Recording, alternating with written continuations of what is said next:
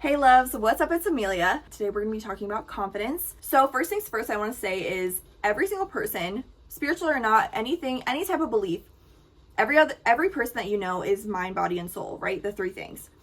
So what I want you to do is just ask yourself right now, where do you feel the most confident in those things? Do you feel very confident in your mind? Are you super smart? Are you super academic? Do you feel like you know the answer to things? Do you feel like that really makes you feel the most confident? Are you confident in your body? Do you like what you look like? You like what you look like in your bikini? Do you feel like, people are attracted to you because of that? There's that. Your soul. Are you somebody that's just a good person? Do you feel like that gravitates people towards you? Do you feel the most confident when you're doing something good for the world? What I need you to do is think about those three things and see where you are right now, and then think in the future of what it looks like to be confident in all three of those things. What are some things that you can do in your daily life to get you there? For me, when I had no confidence in my body at all, and I honestly was not very smart in school, I really focused on being a good person. And I think that I tried to connect to people and, empathize with them. It really taught me a lot about empathy.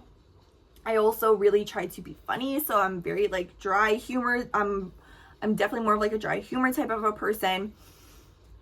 All of those things I kept near and dear to me, and I really focused on being a good person. And then when the day finally came that I felt good enough with my body, it all kind of melted together.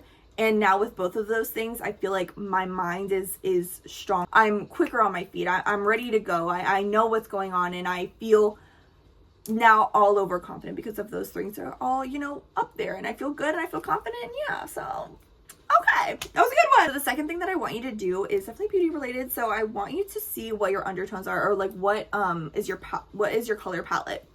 This is going to really help you in regards to clothing and stuff like that. Even if you don't wear those color palettes all the time, what it will do for you is if you're ever in a situation where you know you're not going to feel the most confident, let's say I'm about to go on a first date and I feel a little bit nervous. What I'm going to do is I'm going to pick one of those colors. I don't have to overthink it. I feel confident in that color because I know it brings out my features. And it's just something that you can just throw into your daily routine that's really going to help you elevate your style, elevate your color theory, and just really enhance things about. The third thing I will say is hygiene. Washing your face, brushing your teeth, doing all those things, it's all kind of obvious, right? But a really good tip is there's this body wash and it's called Lumi. Literally fights back the pH balance. I don't know, do some research, but what I'll do is I will literally go into the shower, use the Lumi as literally just to eliminate the odor, and then if you want to put on perfume and stuff like that, do that on top of that. But what you don't want to do is just go in with your Bath and Body Works and just, because you're really not, you're just kind of piling things on top of it and kind of mixing those two together. So you want to get a really good fighting soap in the shower and clean yourself really good, right? And then you can add your perfumes and stuff on that later. I'm gonna add this as number 4, but it's kind of relating, but I'll say finding a signature scent. So if I want to feel sexy and I want to feel good, then I'll gravitate more towards a perfume that has those kind of undertones.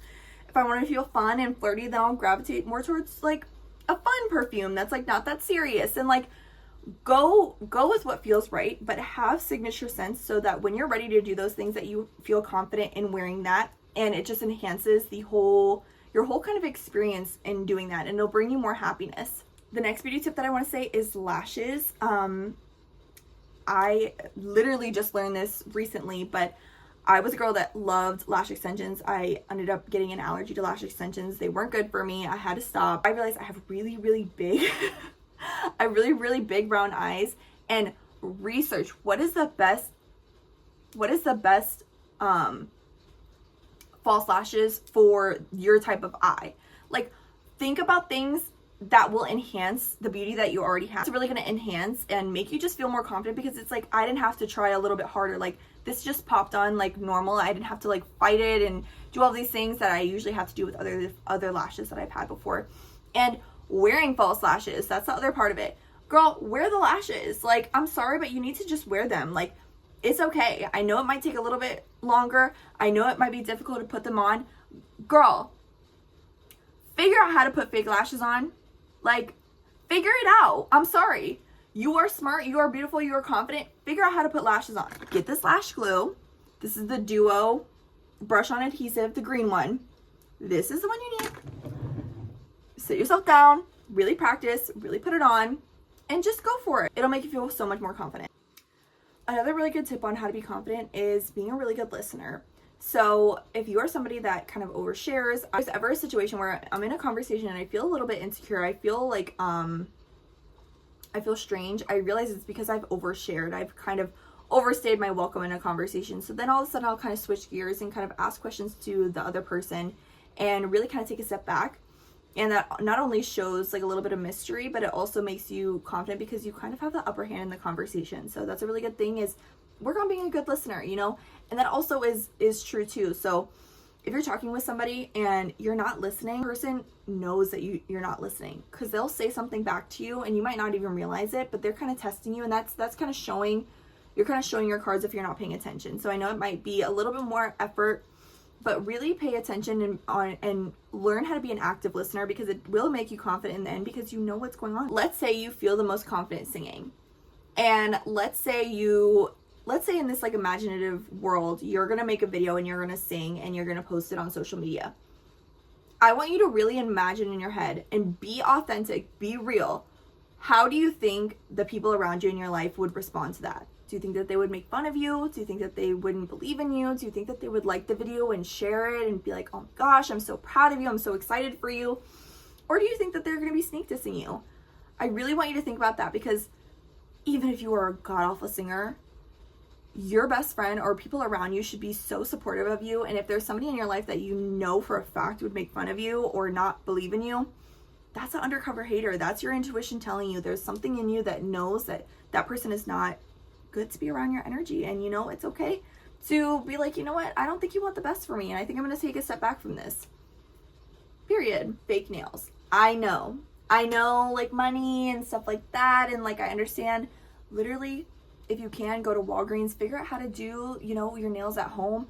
Having that extension, even just a little bit, having your nails done and painted and taking that effort, people are always looking at your hands. This also brings up another good tip about rings. I have like my hands, like maybe I don't have like the cutest hands, whatever, but like this is appealing to look at. Like, I'm sorry, but it just is. Like, it just is. And so like when I'm talking, like I will catch people like kind of like looking at my hands, like what I'm doing with my, you know, and that will give you more confidence in speaking, because hey, I have a beautiful hand. You know what I mean? Like, you're looking at what I've got going on. I take care of myself, and I'm like doing the same thing. I'm like, you need to get where you're supposed to get, and you need to get it together because we're about to go. And like, I'm literally, okay. He goes, you could tell me anything with those nails on. You know, he was like, I trust you with my life with those nails on. You look like you take care of yourself, and you look like you know what you're talking about. And so I get that there might be some people like, oh my gosh, like you're trying to like tell people to like spend money and like whatever. Girl, I'm telling you that if you spend $20 and like figure out how to do your nails at home or like whatever, like it shows that you're taking care of yourself, and it also shows power. There is something different when you get your hair done by somebody that kind of like matches you, or like is somebody that you look up to and is beautiful and confident and just like it feels right, you know what I mean? And they're touching your hair, they're taking time, like it just makes you feel more beautiful and confident because you're getting it done by somebody that you feel good about them, you know? And their energy, like everything is energy. So also like befriend your hairstylist, you know, because you're gonna feel more confident and they're gonna want to do a better job. Like create those relationships because they're important. Like don't just like randomly go to a nail tech every single time and just like, you know, take your time, you know, develop a relationship, ask them how they're doing. That will definitely make you feel more confident to know your technician, but also be proud of them in a weird way. But like, that's my girl. My last and final tip about being confident is smiling. So I definitely have a really bad case of RBF, and when I'm walking around and I'm serious, I will still do my RBF because I want them to know, like, don't mess with me, babe. Like, I'm being serious right now. But the second I speak to somebody, I light up, because that shows so much confidence that I'm not just floating around here. I have a RBF because I'm thinking about something, right? So when I see you, the world fades away and I light up and I'm like, hey, how are you? Like, I haven't seen you in so long, like whatever, like, oh my gosh, yeah, I was just here. Like, light up when somebody talks to you, because just that energy shift, you just saw me, like I was like this, and then I'm care. Like, breathe in and smile. Like, how are you? Like, it matters. Okay, and that is all that I'm gonna leave you guys with today. But I feel really good. I feel really confident. And you know, this video, definitely leave me a comment down below if you have a question or you know, have some ideas that you want to see from me in the future. I definitely look forward to making more videos like this. So thank you guys so much for watching, and I will catch you on the next one.